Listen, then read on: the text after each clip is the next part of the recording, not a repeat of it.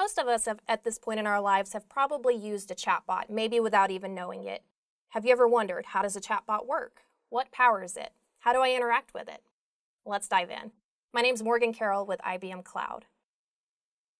Let's say you're the owner of a flower shop, and this is you, and you're the only employee. Maybe you don't have time to respond to common customer inquiries such as, what time do you open? Do you have yellow roses in stock? How do I contact you?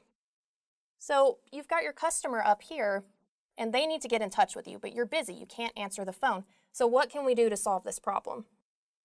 This is where Flora, the floral chatbot, comes in. This is Flora over here. Now, if a customer has a simple question, let's say they just want to know, what time do you guys open? They can ask Flora, hey, what time do y'all open? And then Flora is going to be able to respond with the appropriate answer. She's going to say, maybe we open Monday at 9 a.m. All without me having to interact with the chatbot or the customer so that I'm free to do what I love to do, which is designing floral arrangements. Now let's think of a more complex example. Say you have the bank here, and you as the customer, you would like to check and see what your balance is. So I just got paid, I don't know how much money is in the bank, but I need to go buy some socks. So rather than having to call the bank and wait on hold and wait for a teller to pull up your information and check your account status, you could actually interact with Birdie, the banking bot. So in this case, I'm going to ask Birdie, what is my balance? How much money do I have currently? Birdie's going to come back and ask, I can help you with that, but what is your account number, your PIN number, some identifying information. So I'm going to be able to provide this information back to Birdie. My account number, maybe my date of birth, a PIN number, etc., etc. From there, all without any tellers or any employees having to interact with Birdie, she's going to be able to go and ask the bank. She's going to pass along all this information, my account number, my date of birth, and my PIN number. And she's going to say, hey bank, how much money does this person have in their account? The bank is going to authorize me and say, okay, this is all the appropriate information that we need. The bank is going to respond with, I'm sorry, you only have $5. Maybe enough for socks, maybe not. But then Birdie is going to be able to take that response and pass it back to me, the customer, all without having to interact with any humans, and it's very simple. So how does this really work? Let's dive in. Going back to the floral shop example, let's say tomorrow is Mother's Day and you forgot to order flowers like we normally do. So here's you, my customer. Now, like we mentioned before, the floral shop owner is very busy. She's putting together all these arrangements. She doesn't really have time to answer the phone. So luckily, there are a few different ways that you, the user, can interact with our chatbot to actually automate ordering some flowers for your mother. So on the floral shop website, there could be a little pop-up, maybe at the bottom, that has Flora. This is Flora, the floral bot. And she's here, and she's going to be able to pop up and ask me, what kind of flowers would you like to order? Obviously, yellow roses, because those are my mother's favorite. If we don't want to use the website, we could actually just call in. So it can be either text-based or voice-based. So if I call the chatbot, she says, welcome to Flowers Supply 101. What would you like to place your order for? I would say, I would like a dozen yellow roses, and it's just conversational, and she's going to take my order and be able to process it. And you can also use various instant messaging services, for different social media platforms you can integrate. So you have all these different ways that you can interact with the chatbot. Now let's think about how that actually works sort of on the back end. So I think by now we're all familiar with the cloud. It's the buzzword of the year. This is actually where our chatbot is going to live.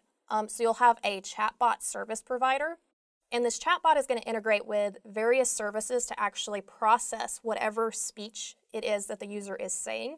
It's going to use natural language processing as well as artificial intelligence to take what I'm saying and then actually translate it into something that a computer can understand. So I'm saying, whether it's via phone or via instant messenger or to the web page via text or voice, I would like to purchase some yellow roses. I'll say purchase yellow roses. And maybe I want to do a dozen. Maybe next year I'll do two dozen. I should. So then it's going to pass this. I'm going to pass this information to either the web page or IM or voice. This is actually, whatever this medium is, it's going to send this information up to the cloud. Now the cloud is going to take this and it's going to process it. It's going to say, I see that the user wants to purchase this specific item. In this case, 12 yellow roses. Now, we have to make sure that we actually have these roses in stock. You know, if I try to place an order and then I pay for it and then I get a notice, sorry, we're out of stock, well, that's just not a good user experience. So the way this is going to work is we'll use various cloud services, and we're actually going to go over here and connect to what I'm going to call Floral Systems. And this is basically just going to be our database on the back end. And it's going to show, you know, maybe I have 36 yellow roses in stock. I've also got, let's say 14 red tulips and 3 succulents. So I've sent this information to the web page already as the user. Now the web page is going to say, all right, purchase, and then 12 roses, yellow roses. Now, this is going to send this information to the cloud, to my chatbot service provider, and then that is actually going to go out here and check the database. So I'll say 12 yellow roses is what we're looking for. And then we can see we've actually got 36. So we have plenty of roses. This is good. So now we're going to send a response back. We're going to say, yes, we have more than enough roses in stock, so we can go ahead and place this order. And the cloud is going to come back and say, yes, let's place this order. And then the web page is going to come back to me and say, absolutely, you're in luck. You didn't wait too long. Maybe next year try to do it a little quicker, but we're going to be able to fulfill your order.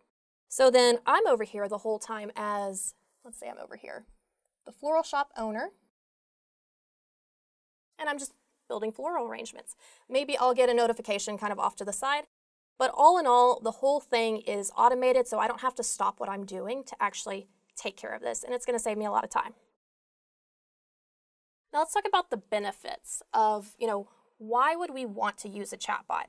I mean, it is nice to have that human interaction whenever you're dealing with your customers, but I think probably the number one reason that someone may want to use a chatbot is to save time.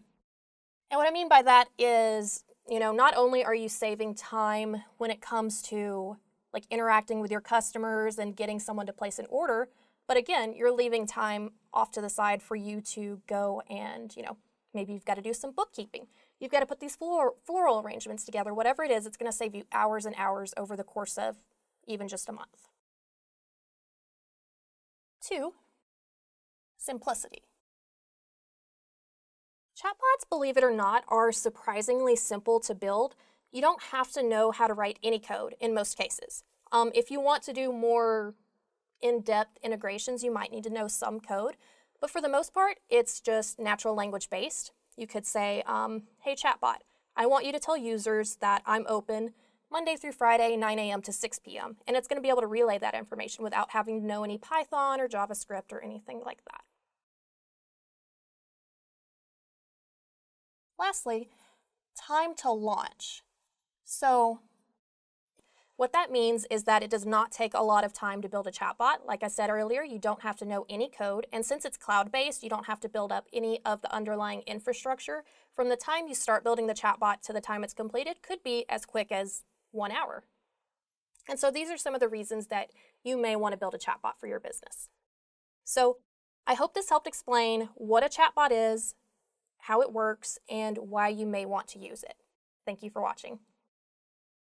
If you have questions, please drop us a line below. If you want to see more videos like this in the future, please like and subscribe. And don't forget, you can grow your skills and earn a badge by creating your own chatbot by clicking the link below.